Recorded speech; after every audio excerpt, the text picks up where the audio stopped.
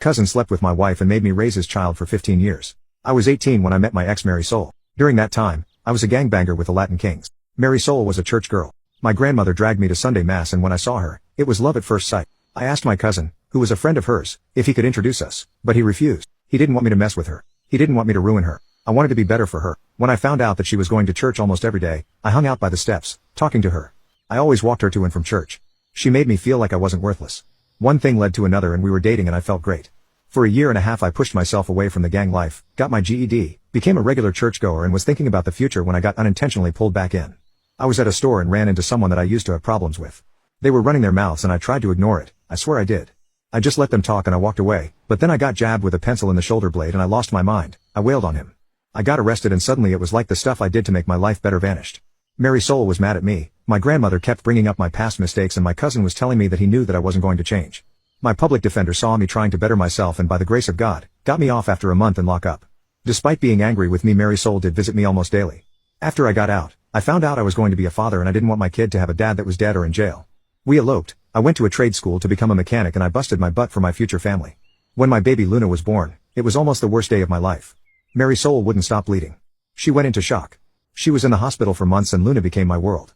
I wanted her life to be the best. I wanted to give her the world. When Mary Soul was released, I promised her that our daughter will have a life far better than ours, and for years I kept that promise. I saved enough money to move us to the suburbs, became homeowners. I was a Girl Scout leader. I made sure Luna went to private school, made sure she knew how to defend herself and always made sure I was the perfect husband. I didn't know my parents. Didn't have a positive male role model in my life, so I didn't know what a healthy relationship looked like. You can now check if there is a part 2 by clicking share and more. As the years went by I owned my own garage. My cousin became a pastor. My grandmother was still a pain in my butt. My relationship with my wife was stronger than ever. I made sure I kept my prison body, but my daughter Luna hated me. Since she turned 13 she just started hating me. She didn't want me to hug her. Rolled her eyes every time I told her I loved her. Ignored me when I asked her about her day in school. It hurt me and Mary Soul saw it. She told me that she's a teenager and that I should just let it ride. She will come back to me. For 2 years it was like that. So for her quinceañera, I wanted to go all out.